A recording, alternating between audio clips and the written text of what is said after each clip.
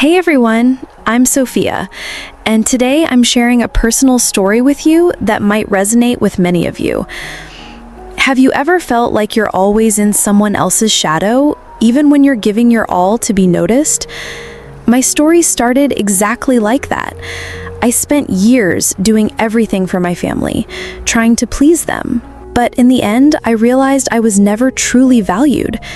Stick with me to find out how this all unfolded. For the past few years, I saved every penny I could to plan the perfect vacation for my family. First-class flights, luxury hotels, private tours, and everything I could think of that would create a dream trip. For the first time, I was doing something for myself, and something I thought would mean a lot to everyone. But what happened next shocked me and completely shattered my expectations. My family has always had their priorities. My mother, Alice, is kind and caring, but sometimes a little stubborn and self-assured when it comes to important decisions. My father, David, is quiet and reserved, preferring to stay in the background. And then there's my sister, Lauren, the star of the family. She's always the one at the center of attention, the one who gets the praise and recognition, while I'm often the one doing the hard work behind the scenes. I've always felt like I had to prove myself. No matter how successful I was at school, college, or even at work, I felt like I didn't matter in my own family. They just didn't see me. That's when I decided to plan this vacation, a way for us to bond and for me to finally take center stage in their lives. I thought this was my moment. I spent months planning every detail: the flights, the hotels, the guided tours, and even the restaurants that I had always wanted to go to. I thought this would be the one time they would appreciate the effort I had put in. I wanted us to experience something special together. I couldn't wait to surprise them with this unforgettable trip. When the day finally arrived to announce the trip, I walked into the house with excitement. But what I heard next shook me to the core. My mother smiled and said, "Sophia, we've decided that Lauren should go instead of you. She's been under a lot of stress, and she really needs this trip." I stood frozen, unable to speak. "What?" I asked, completely stunned. My mother continued, "Lauren really needs a break right now. You've always been so busy. We'll plan something for you another time." I was speechless. I had spent years planning this, and now I was being replaced without even being asked. I could feel the anger rising inside me. How could they do this? All this time, I had been working hard for something that was supposed to be for us, and now they were taking it away from me. I realized something in that moment. No matter how much effort I put in their eyes, Lauren would always come first. But this was the moment I made a decision. I wasn't going to let this go. If they didn't care about me, then I didn't have to care about pleasing them anymore. I was done being overlooked.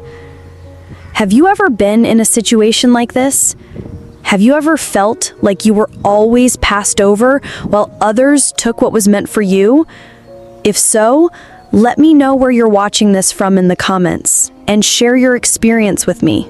When I got to the airport to drop them off, I smiled politely, but inside, I was seething with anger. I didn't say anything, but I knew I had to take action. After they boarded their flight, I went back home, sat down at my laptop, and started canceling everything. Hotel bookings, tours, flight upgrades, everything. I wasn't going to let them enjoy this trip at my expense.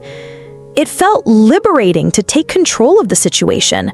I had been their fixer for too long, always cleaning up their messes, and it was time for that to end. The calls started as soon as their plane landed.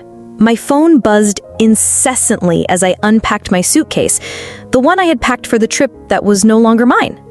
The irony hit me as I neatly hung my clothes and listened to the constant buzzing of my phone. "Sophia, what's going on? The hotel won't let us check in. You need to fix this." It was my mother, panicking. I let the voicemail sit for a while before deleting it. Lauren called next. "Sophia, this is so petty. We're stuck here because of you. Call the hotel and fix it." I rolled my eyes, but this time I wasn't backing down. I had done enough for them, and I wasn't going to do it anymore. After several more calls and texts, I finally answered the phone when my mother called. Her voice was frantic. "Sophia, what did you do? The hotel says the reservation was canceled, and none of the tours are booked.